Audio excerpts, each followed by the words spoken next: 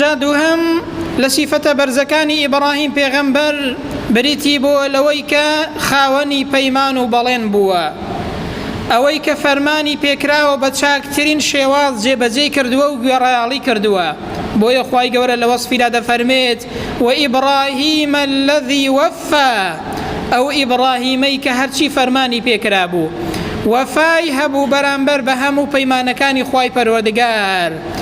وەفای کرد پابند بوو بە بەڵێنەکانی پەروەردگاریەوە لە بەرامبەر پەروەردگاریدا و لە بەرامبەر خەڵکدا بە جوانترین شێواز فەرمانەکانی خوای پەروەردگاری خۆی جێبەجێ کرد. بۆیە پێغەمبەر دەفەرمێ صلی الله عليه وسلم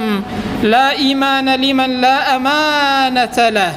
ئیمانی تەواو نییە ئەو کەسەی کە ئەمانەت پارێز نییە، ولا دینە لمن لا عهدە له، و هەروەها دینداریەکی تەواو و ڕاستی نییە ئەو کەسەی کە خاوەنی عەهد و پەیمان و بەڵێن نییە.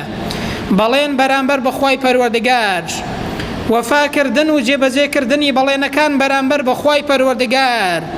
ئەو دینداریە و ئەو بەڵێنی دینداریە کە بەخوای گەورەمانداوە ئینسان لەسەریەتی پابەندی بێ و جێبەجێ بکات و وەفا بە عەهد و پەیمانی بکات.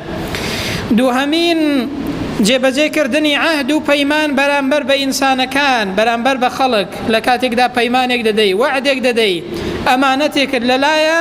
لەسەر تەخاوەنی بەڵێنی خۆت بی وەفا بەو عەهد و پەیمانانە بکەی کە لە نێوان خۆت و لە نێوان ئینسانەکاندا دەیبەستی. ئەوەش یەکێکە لە سیفەتە بەرزەکانی ئینسانی ئیماندار، یەکێک بووە لە سیفەتە بەرزەکانی ئیبراهیم پێغەمبەر سەلات و سەلامی خوای گەورەی لەسەر بێت.